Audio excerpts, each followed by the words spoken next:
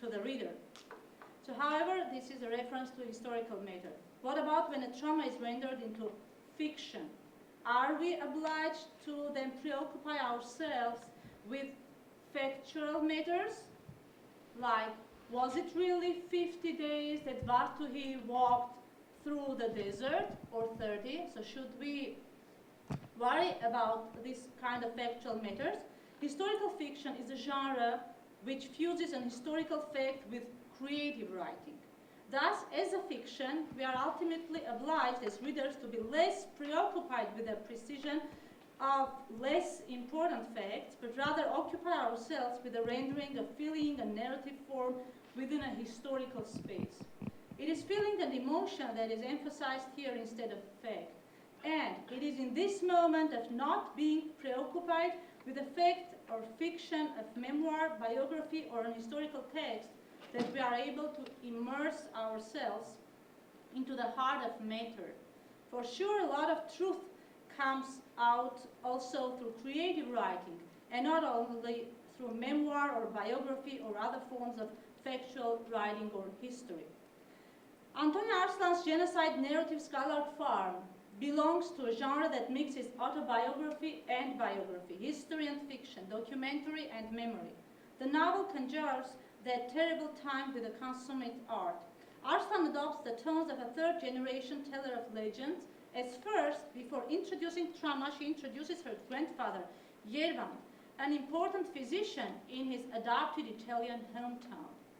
Yervan, 53 years, is a 40-year-old expatriate living in Padova, near Venice, in the months before World War I. After 40 years in Venice, Yervan is planning a long-awaited reunion with his family. But World War I ignites, and the ruling Young Turks Party closes the border. And when on May 24th, 1915, Italy enters the war, Yervan's dream vanishes, and he will never be able to return to his country of origin in his red Isotta Fraschini, the doors of which were encrusted with a silver coat of arms that featured an intertwined Y and A, standing for Yervan Arslanyan. Yervan will never see again his family, as they will be exterminated almost entirely by the Young Turks.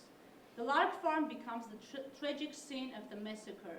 Only women and some children will be left alive, and the rest of the book tells of their humiliating and traumatic deportation until the rescue and escape of children to Italy.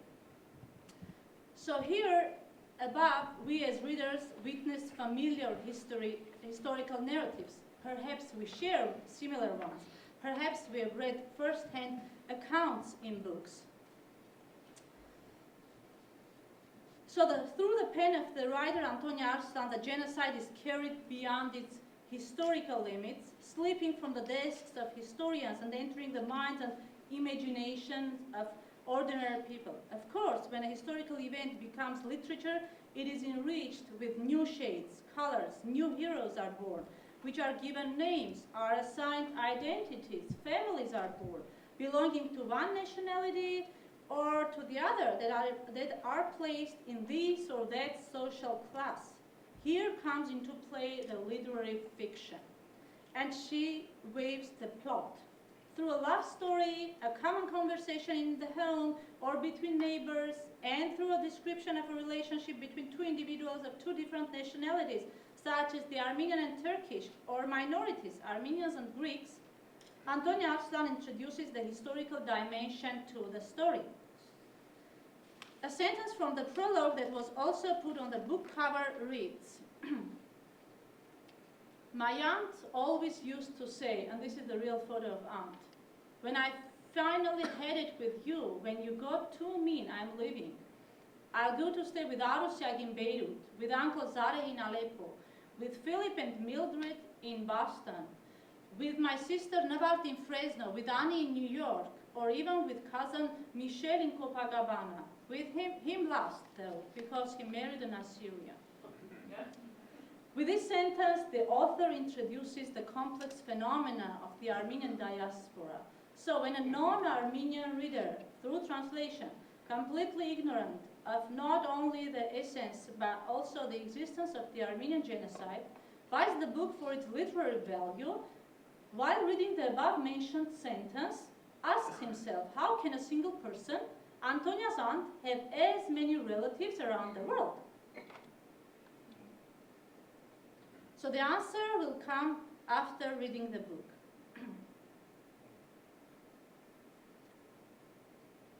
Antonia Arslan's trilogy, Skylark Farm, with its trilogy, the first book, then the second book, The Way to Smyrna, and the third one is forthcoming, with its 36 editions in Italy alone, where the Armenian community has only about 2,000 members, has sold over 500,000 copies to an Italian readership, for the major part previously unaware of the Armenian genocide. So she contributed only in Italy that 500,000 people learned about Armenian genocide through literature, reading the book, reading her novel. However, it is thanks to its translations into 18 different languages that Antonia Arslan's Skylark Farm surpasses the borders of Italy, accessing a global readership. In turn, this has led to an international awareness of the Armenian genocide. Now, I'd like to share some outcomes of my research exploring the impact these translations have had in their given countries, as well as some exclusive interviews with some of the translators. Every book has its birth story, and similarly, every translated book, every translation has its birth story. So before speaking about my personal experience as an Armenian and as a translator of Arslan's book, I'll talk about other translations of the novel. Most of Skylark Farm's translations have been done according to the standard ways when a publisher decides to commission a book's translation and then publishes it. However, with the book's Hungarian edition, there is a strange phenomenon that strikes one at first sight as quite odd. This is the cover of Hungarian edition of Skylark Farm, and these are some. This is a passage from the book. I just wanted to show how Hungarian was. So there's a strange phenomenon. It has been published in Romania instead of Hungary. When I found this out, I was eager to discover the reason for it. Here the explanation from the releaser. I quote, "As you perhaps know," she said, "Hungary still does not recognize the Armenian genocide, and there is not much knowledge about it in the Hungarian book publishing. The publishers I contacted simply did not respond to my proposal to publish the Hungarian version of Skylark Farm." And then she had written another motivation why the Hungarian publishers didn't contact her to publish, but that motivation I cannot tell in public, so that was a kind of strong claim, so I'll not tell it. Then she continued. She said, "I had the idea to go to the Hungarian publishing house in Transylvania, Romania. I also offered a complete plan for advertising the book in Hungary. They accepted the proposal, and that's how Antonia could come to give her book tour in Hungary and Romania." So now, the circulation of Antonia's genocide novel through its Hungarian translation among common Hungarian people is extremely important because, as the releaser mentioned, Hungary has yet to recognize the Armenian genocide. As you may remember, Hungary was the country where in 2004 the 26-year-old Armenian citizen Gurgen Markarian was hacked to death with an axe while asleep by Ramil Safarov, a lieutenant of the Azerbaijani army. Both were participants of an English language training course within the framework of the NATO-sponsored Partnership for Peace program held in Budapest, Hungary. And Ramil Safarov was imprisoned there until last year when he was extradited to Azerbaijan, which promoted him and made a national hero out of the criminal. Hence, the circulation of Antonia's genocide novel through its Hungarian translation among common Hungarian people was extremely important. So after the publication in Romania, the releaser managed to organize several book presentations in Budapest and in some Romanian towns with Hungarian majority. Then, when I met her last year while I was in Budapest for a conference, I asked her about the impact and the translation's contribution on raising awareness on genocide. She replied, I quote, "The majority of the people I gave the book as a present and they shared it with their friends said that by reading it for the first time they were able to understand what the Armenian genocide meant. They usually had knowledge about the Jewish Holocaust, but not about the Armenian genocide. At least the younger generation did not know anything about that. The mother of a friend of mine was revolted and cried, 'Why are people in Hungary not informed about all of this, and why is this not included in the history classes at the school?'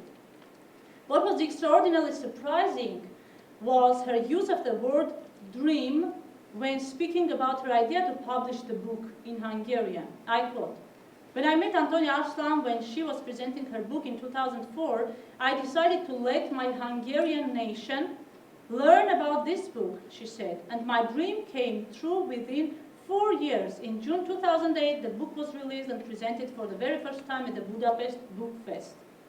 So we see a Hungarian girl dreaming in a country that hasn't recognized the Armenian genocide, dreaming of bringing knowledge to her people about the historical event of Armenian genocide by translating the genocide narrative Skylark form.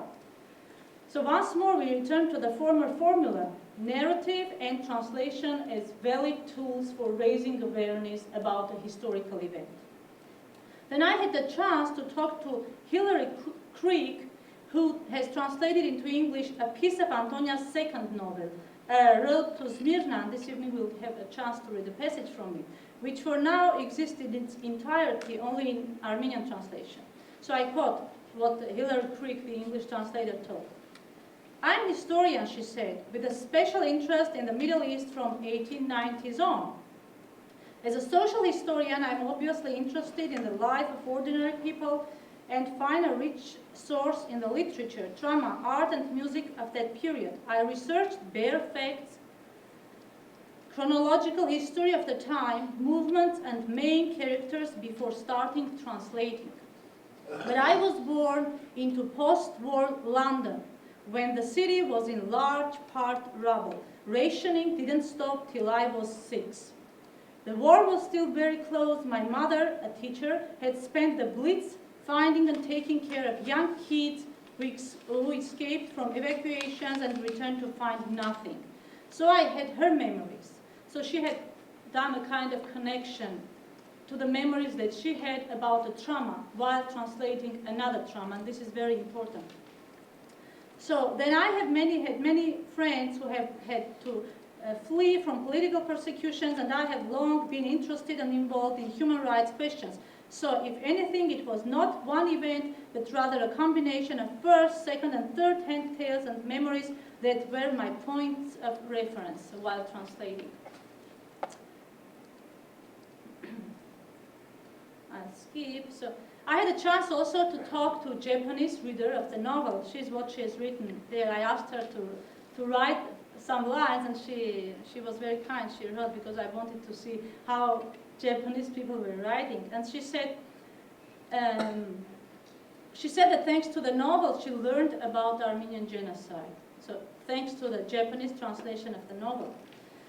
Now I'd like to share with you some of my personal thoughts about the genocide novel as an Armenian, about the translation of genocide novel as Armenian and as the Armenian translator of the novel. In 2004, when I read the book all in one sitting, I could not imagine that 3 years later I would have the honor of being the Armenian translator of the bestseller. All began in the fall of 2005 when a festival of friendship between Armenia and Italy was organized in Yerevan, and there were many events held both on scientific and popular topics. At that time, I was in Armenia participating in a conference at the Academy of Sciences on Dante. Of course, I could not miss the presentation of Skylark Farm, the Italian edition, which had just been published in Italy and was already having great success. At the event, the author Antonia Arslan and film directors Paolo and Vittorio Taviani were there to present the book and the forthcoming film. Antonia suggested me to translate the 3 most moving episodes of the book to read them during the presentation. It was after this that Antonia asked me about going forward with the translation. But the deadlines were very precise. The translation had to be ready for the release of the film by the Taviani brothers. So simultaneously, Taviani brothers were making the film, Skylark Farm. The time was short. The responsibility was huge. The heroes of the story were talking to me, right in the same way as Antonia testifies in her acknowledgments. She said, I must first thank those who spoke to me. Sambat and Shushanik, Ismene and Isaac, Nazim the beggar, and Yervan with his neat Pirandello goatee, and then Aznib and Veron, the great aunts I never knew. Funny, tiny Henriette who spoiled me. Zarek and Ruben, my legendary great uncles. So now, all these people whom I knew through the novel and Antonia's confidential stories were talking to me. I was too involved emotionally in the story. I began waking up very early in the morning, often at 5 because my children were small and those 2 or 3 hours were good for translating. Also, being too involved, I was feeling a kind of duty to make their story available to Armenians. And I was often skipping lunch because being very immersed in the book with the characters, I was almost ashamed to take a break to eat while they were there in the dusty roads of Anatolia, hungry and exhausted, destroyed by deportation. It seemed that they were calling me to tell their story because, as pointed out by Antonia on various occasions, they wanted to be heard. When I arrived at the episode that recounts the massacre at the farm, I was completely blocked, as it was hard to switch myself off emotionally and think about the word order of the sentence or make a choice of adjectives when the plot was describing a massacre. So after a while, emotionally distracted, I decided to skip those pages and return to them only once I completed the book. Anyway, I managed to keep my promise, finishing the book before the screening of the film, which took place July 10, 2007, at the opening of the Golden Apricot Film Festival in Yerevan. In the translation, I have maintained the foreign expressions in Turkish, French, and English used by the author in the Italian text, because it was worth reviving in Armenian those expressive nuances, especially taking into account that these terms not only characterizes precisely the cultural environment of that generation during the genocide, but also were part of the characters' everyday lives. So I completely preserved foreign words in transliteration, inserting notes to facilitate the comprehension and reading. Another point that I want to mention that, as I did in my previous publication of Armenian Venice, in my Eastern Armenian translation, I used classical Armenian orthography. And someone asked me if this I had translated again into Grapar. So unfortunately, there are still those who confuse language with spelling. In October 2009, the second volume of the trilogy was published with the title The Road to Smyrna, La Strada di Smyrna. A year later, from its publication, the Ministry of Culture of the Republic of Armenia, after presenting the gold medal to Antonia Arslan, decided to honor the author with the publication of The Road to Smyrna in Armenian. And this time again, I was entrusted with the translation. Last April, Antonia and I were in Yerevan to present my Armenian translation of Arslan's second genocide narrative, which for now, in contrast to the first novel's 18 translations, is available only in Armenian. The publication was included as part of UNESCO's celebrations of Yerevan as the World Book Capital 2012, and it was presented twice in Yerevan at our book expo, and this is this one. So today, I'll read for you a piece of my translation from that book, and then in Armenian, and then I'll ask Marine to read the same piece in English translation.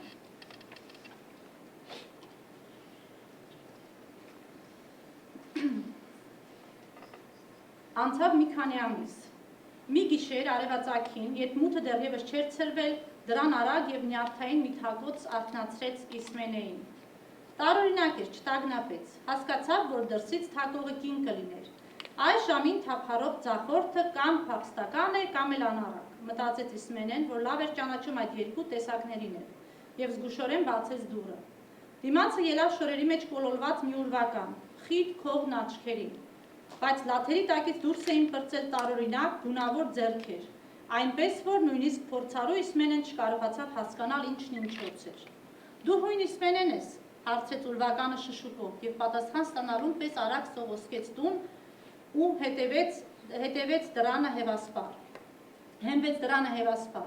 Ո՞վ ես, հարցրեց Իսմենեն կոպիտ, բայց կինը պատասխան չտվեց, կծկվեց իր ցնցոտիների մեջ և շտապ հարցրեց.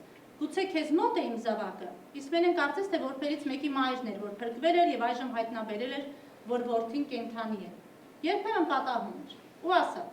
Ներս արի, տաքացիր, քեզ մի քիչ կաթ ու հաց կտամ, վաղն առավոտյան կպարզենք, արդյոք որդիդ մեր երեխաների մեջ է, թե ոչ։ Բայց կարծես կինը չէր լսում և կրկնեց հարցը ձեռքերը թափահարելով։ Իսմենեն հասկացավ, որ նրա ձեռքերն աղտոտ չէին, ինչպես սկզբում իրեն թվացել էր, այլ լի էին կապտավուն դաջվածքներով, մատների շուրջ պտտվող գծերով ու շրջաններով, և հիշեց, որ սիրիական անապատի բեդվին կանայք էին այդպես դաջված։ Բայց սա հայրեն էր խոսում, ուրեմն փախստական էր, որ փախել էր օգտվելով պատերազմի ավարտից։ Հավանաբար արաբ մի ընտանիք նրան վերցրել էր որպես ծառա։ Եվ Իսմենեն արագ շարժումով կնոջ դեմքից մի կողմ տարավ քողը։ Սիրունատես աղջիկ էր, բավական թմբլիկ, բայց կապտավուն դաջվածքներով զարդարված դեմքը տարօրինակ սրություն ուներ։ Հավանաբար ինչ-որ մեկը նրան կնության էր արել և բեդվին դարձրել։ Բայց սա ի տարբերություն մյուսների հպարտությամբ չէր կրում իր դաջվածքները։ Աչքերը հանգած էին ու չռված, իսկ ձեռքերը անզգայաբար անբնական ձևով տանում էր դեպի բծավոր դեմքը։